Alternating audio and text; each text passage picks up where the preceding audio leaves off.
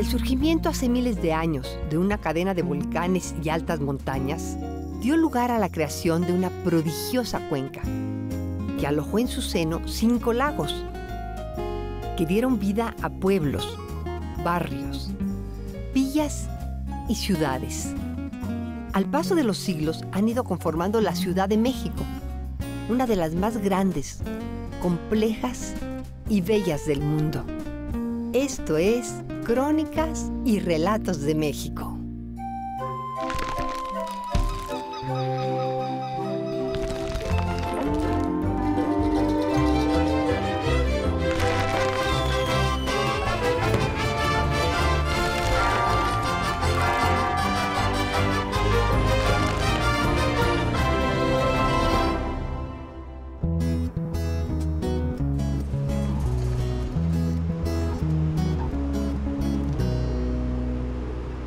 ¿Qué tal? Soy Ángeles González Gamio.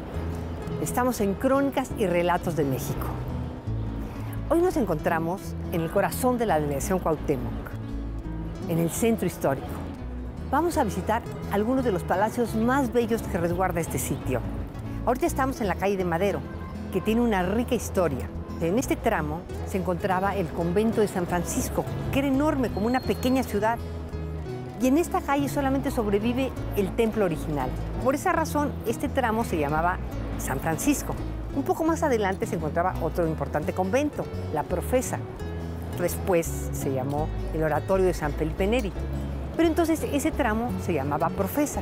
Y un poco más adelante estaban los orfebres del gremio de plateros, donde hacían esas piezas maravillosas de la plata de México que tanta fama le dio en el mundo. Por esa razón, esa parte se llamaba Plateros. ¿Saben quién bautizó esta calle con el nombre que tiene actualmente? Francisco Villa.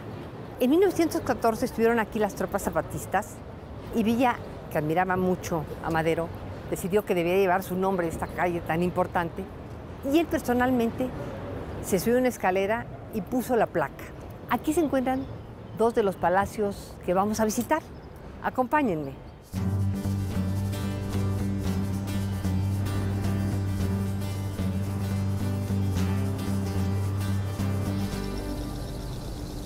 Estamos frente al que se conoce como Casa de los Azulejos o Palacio de los Condes del Valle de Orizaba. Este es el único palacio de la Ciudad de México que está totalmente recubierto de azulejos. Sobre la razón hay 2 leyendas. Una habla de que la quinta condesa del Valle de Orizaba estaba casada con un poblano, vivía en esa ciudad. Cuando enviudó, regresó a la Ciudad de México y decidió, como recuerdo a su difunto esposo, recubrir toda la casa de azulejos como se utiliza mucho en esa ciudad. La otra habla de que uno de los condes tenía un hijo que era un tarambana, bueno, para nada, que tenía totalmente descuidado los negocios familiares. El padre, muy molesto, le sentenció un día: tú nunca irás lejos ni harás casa de azulejos, que era un símbolo de prosperidad. El muchacho, picado de su amor propio, se corrigió, se dedicó de lleno a los negocios familiares y para demostrarle al padre su error, decidió recubrir toda la casa de azulejos. Ahora los invito al interior para seguirnos solazando con más bellezas de este lugar.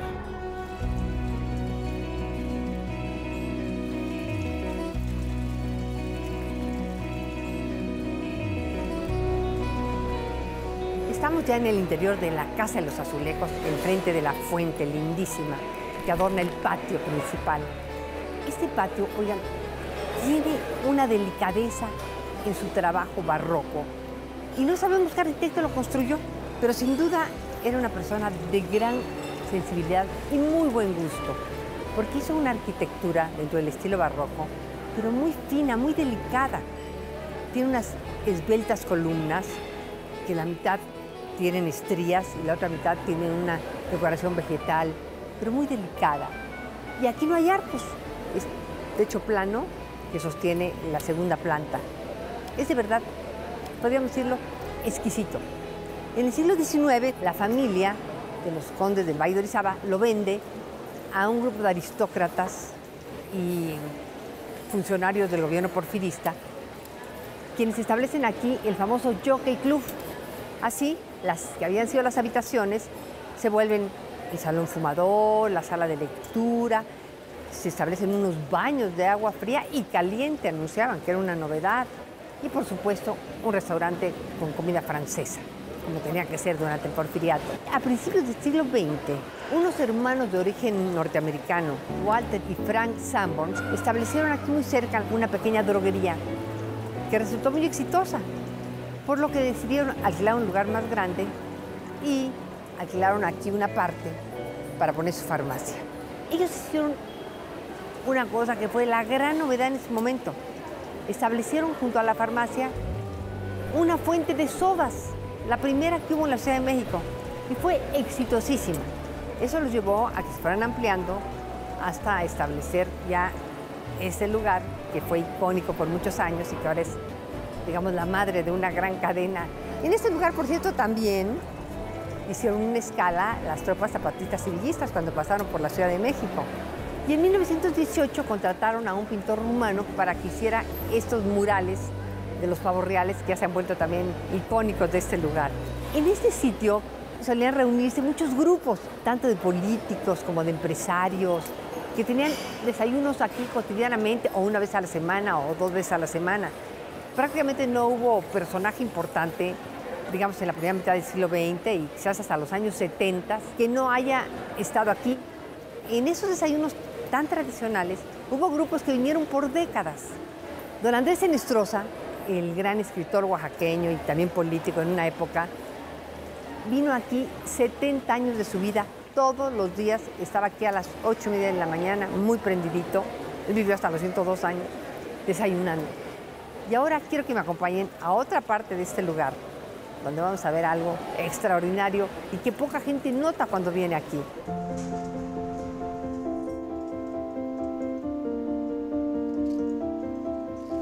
Este hermoso palacio ha tenido muchas remodelaciones. En una de ellas perdió su patio de servicio.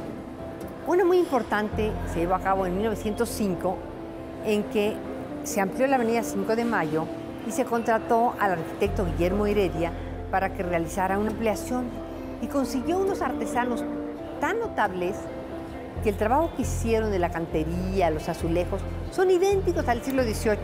Seguramente eran bisnietos de aquellos. Y en 1994 padeció un incendio, que afortunadamente no fue muy grave, pero dio el pretexto para darle otra restaurada, lo cual fue muy bueno. Entre otras cosas, se colectaron unos vidrios amarillos así, ocres, que estaban en el techo, que hacían oscuro el salón, y se lo cambiaron por un techo translúcido que ahora le da mucha luminosidad, permite apreciar la belleza. Asimismo, se recuperó un salón estilo francés, que estaba convertido en tienditas de artesanías, y se realizó una réplica del antiguo Jockey Club. Otra cosa, fíjense, muy notable que se recuperó y que no sabían que existía, fue una decoración en la escalera hermosísima, completamente barroca, que estaba tapada.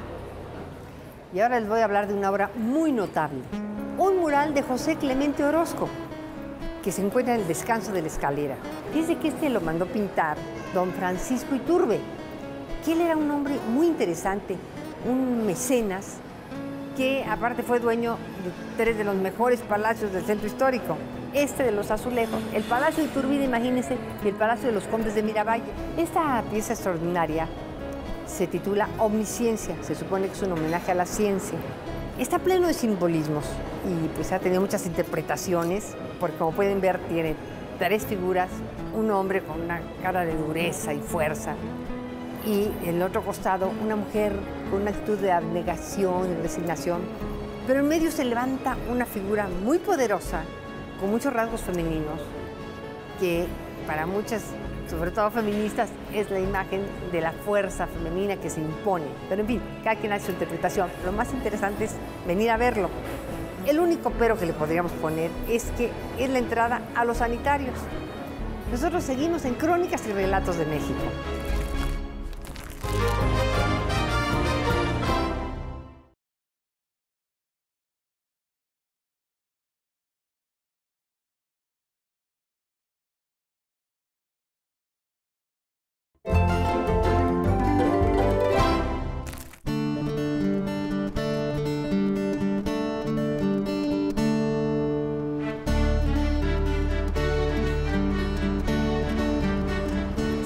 nuestro paseo por los palacios del centro histórico. Ahora nos encontramos frente a un edificio que podemos considerar una obra maestra de la arquitectura barroca mexicana, del Palacio de Iturbide.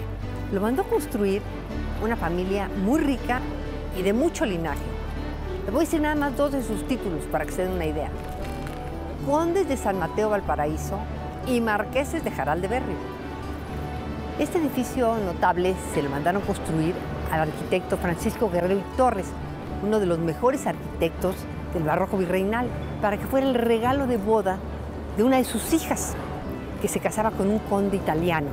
Bueno, aquí Guerrero y Torres verdaderamente creo que sí dio todo de sí, porque de sus magníficas obras, que tiene muchas, creo que este es el que verdaderamente se lleva la palma. Aquí tuvo una audacia el arquitecto Guerrero y Torres, porque le hizo 3 pisos, una cosa muy rara en esa época, y para aligerarlo le hizo arriba una logia, que es una serie de arquitos que rematan el edificio. Sin duda, la decoración es una de las más bellas y exuberantes del estilo barroco. Tiene 2 grandes Hércules de piedra, que eran deidades protectoras de los moradores, deteniendo el balcón principal, que es un balcón muy amplio, muy bonito, con su herrería original. Pero está todo lleno, aparte, de elementos mitológicos, de pequeños adornos, y todas esas las podemos ver a todo largo de la fachada, con los materiales característicos que ya hemos comentado del tesontle y la cantera. Debajo de los balcones tiene una decoración de una exuberancia verdaderamente que, si algo puede representar el barroco, es esa decoración. Y fíjense que hay una cosa muy curiosa, que tiene una franja alrededor del portón que recuerda mucho las grecas que decoran Mitla, esos maravillosos vestigios arqueológicos en Oaxaca. No sé si el arquitecto tenía conocimiento de eso o fue una casualidad. Y ahora acompáñenme a seguirlo disfrutando en el interior.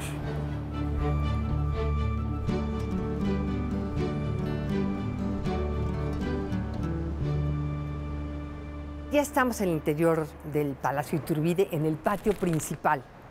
Ahora hay una exposición con mamparas muy altas que nos impide un poquito apreciar la grandeza de este patio. Sin embargo, sí creo que podemos apreciar muy bien la altura, la doble altura de las columnas, que es impresionante. Este patio es una réplica del patio del Palacio Real de Palermo, en Sicilia, porque recordarán que les comenté que la marquesita se casó con un conde italiano. Bueno, entonces él le pidió a Guerrero y Torres que le concediera ese caprichito de hacerle el patio como el del Palacio Real de su pueblo natal. Por eso están decorados en los entrearcos con unos medallones, que son un adorno muy típico italiano, que nos recuerda de alguna manera a los camafeos. Te recordarán esas caritas que usaban las señoras de adorno.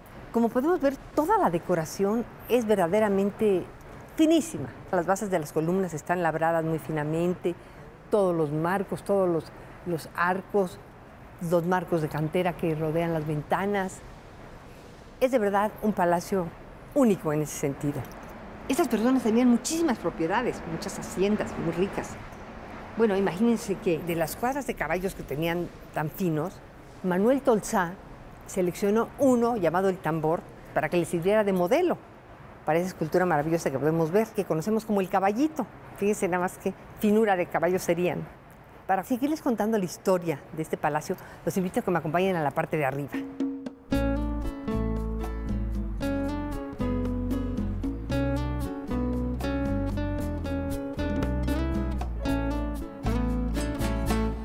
Nos encontramos en un salón que reproduce lo que han de haber sido muchas de las salas de este gran palacio. Está todo decorado con muebles de la época originales. Es primoroso porque han puesto, oigan, una serie de piezas, de muebles y de objetos de adorno, decoración, increíbles. Este lugar creo que está muy bien seleccionado lo que se ha puesto, porque muestra lo que fue mucho esa cultura virreinal, en que se tomaron influencias de todo el mundo prácticamente. Venían tanto de Europa, ¿no?, que ya sabíamos que llegaban por Veracruz, como lo que hemos platicado, que venía por la nao de China, que traía todas las maravillas de Oriente. Aquí podemos ver de ambos lugares y también de aquí de México. Por ejemplo, en este salón hay una hermosísima pieza de barro de Tonalá, finísima, Hay también unos candelabros de plata mexicana, pero por ejemplo hay un secreter de marquetería holandés. Eso se copió mucho aquí en México, ya hemos comentado. Todas las paredes están recubiertas de una seda muy fina que combina con el mobiliario. Hay unas alfombras hermosísimas, una persa, otra seguramente de Alpujarra en España, y un Cristo de marfil que sin duda vino por la nao de China, tiene hasta sus ojitos un poco orientales.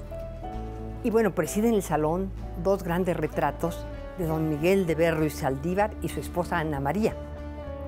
Recordarán que hablamos que fueron los dueños originales del palacio.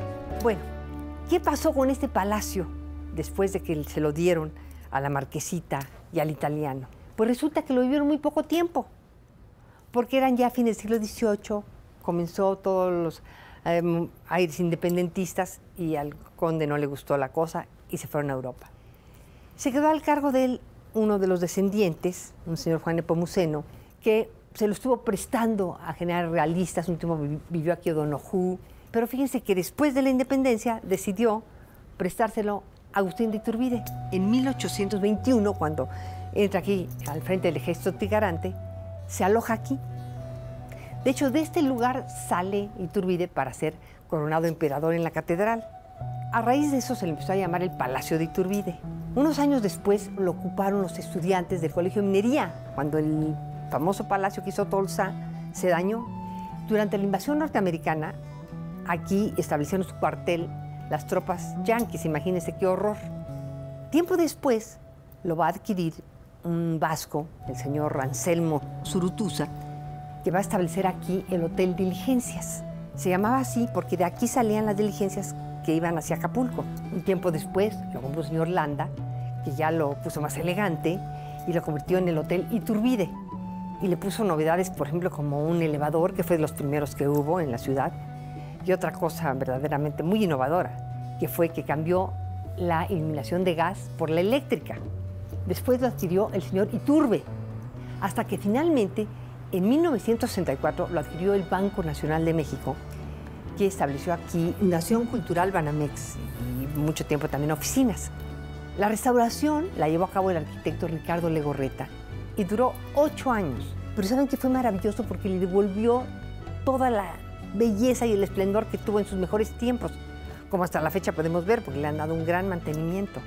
Y bueno, a partir del año 2004 se le cambió el nombre a Palacio de Cultura Banamex y se dedica a exponer parte de su gran colección que tiene, tanto de arte europeo o arte antiguo como de arte popular. Tiene una extraordinaria colección. Así que hay muchos momentos en que puede uno venir a visitar este maravilloso palacio. No dejen de hacerlo. Nosotros seguimos en Crónicas y Relatos de México.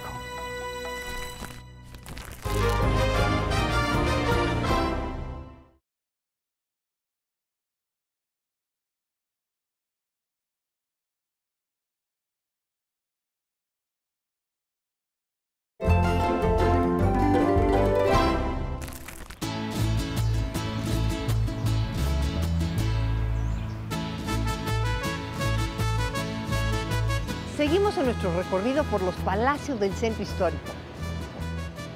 Ahora estamos en la esquina de Pino Suárez y República El Salvador, enfrente del Palacio de los Condes de Santiago de Calimaya. Actualmente es la sede del Museo de la Ciudad de México. Como podemos ver por los materiales y el estilo, es un palacio barroco.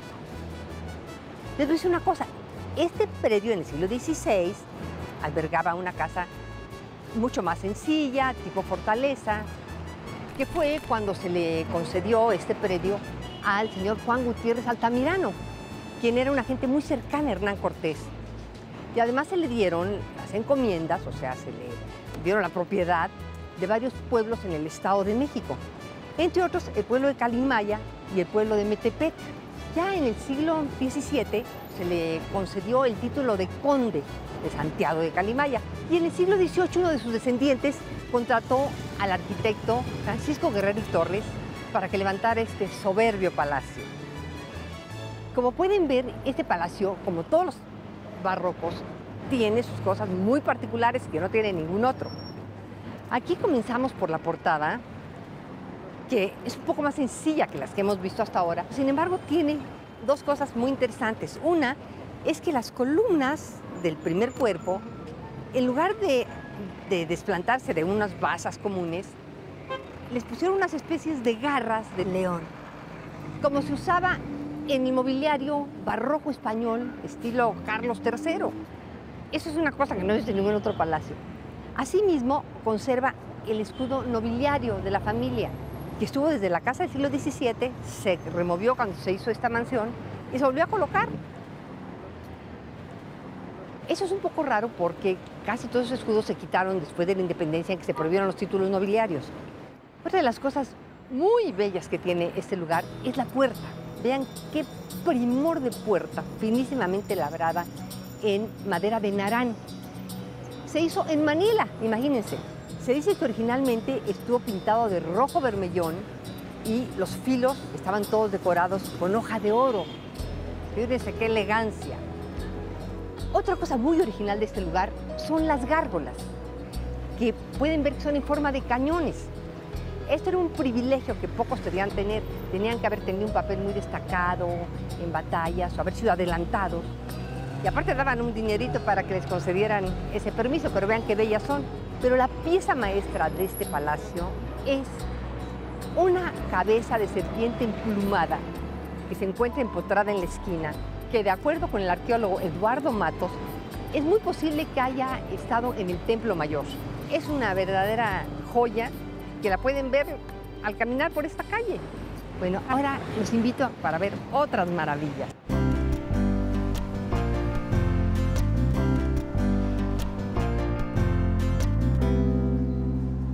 Nos encontramos en el interior del Palacio de los Condes de Santiago de Calimaya, en el patio principal, de dimensiones majestuosas.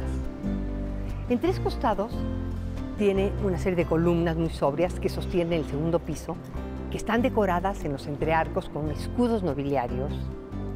Conserva su herrería original, igual que la escalera, muy sobria, además decoradas con unas pomas de bronce primorosas.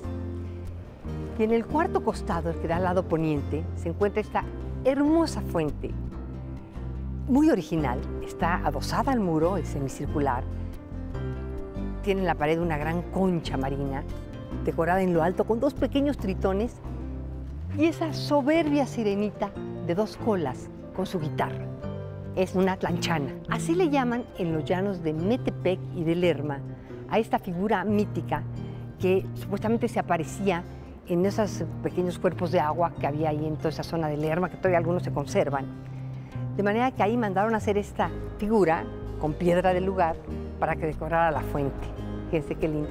Pero les voy a decir lo que es extraordinario, que esta deliciosa figura, hasta la fecha, sigue apareciendo en los famosos árboles de la vida que se hacen ahí en Metepec, donde trabajan el barro exquisitamente.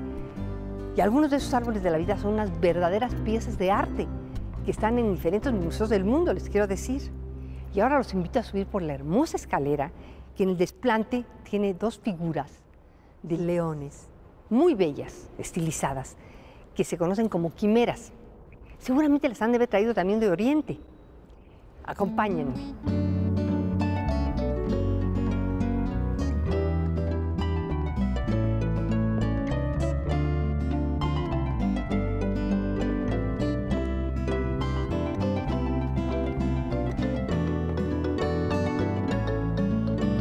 Estamos en el segundo piso del palacio. Aquí se puede apreciar muy bien la anchura de los pasillos y lo que eran las antiguas habitaciones. Miren qué elegantes todas con sus marcos de cantera. Fíjense que 14 descendientes de los condes de Santiago de Calimaya vivieron en este palacio, pues prácticamente hasta los años 30, 40 del siglo XX, hasta que el gobierno lo adquirió y lo ha dedicado a estos usos culturales. Pero lo que es muy interesante, les quiero decir, es que a pesar de todo ese, pues digamos, mal uso que tuvo un tiempo cuando estaba deteriorado, se conservó todo el maravilloso trabajo de la cantería. Pero les voy a decir el gran secretito que guarda este lugar. El estudio del pintor Joaquín Clausel era un opositor al régimen de Porfirio Díaz. Escribió artículos muy combativos en varios periódicos. Por esa razón de su oposición al porfiriato, estuvo preso en varias ocasiones y se tuvo que ir al exilio. Cuando estuvo en París, conoció a Claude Monet y a Camille Pissarro, dos pintores franceses impresionistas, y él, que era un apasionado de la pintura, aprendió el estilo. Regresó a México y se casó con una de las descendientes de los condes de Santiago de Calimaya y se vino a vivir aquí. Les voy a decir una cosa, él no usaba papel para hacer sus bosquejos, sino que los hacía en los muros del estudio. De manera que eso permitió que ese lugar se convirtiera como en un gran collage de pequeños cuadritos, paisajitos, no, algo fascinante. También se habla que lo venían a visitar algunos amigos como el doctor Atl y que él también hacía ahí sus pequeños bosquejos. Así que es un lugar sumamente original. Qué maravilloso que estos hermosísimos palacios ahora están dedicados a usos que nos permiten a todos disfrutarlos. ¿No creen ustedes?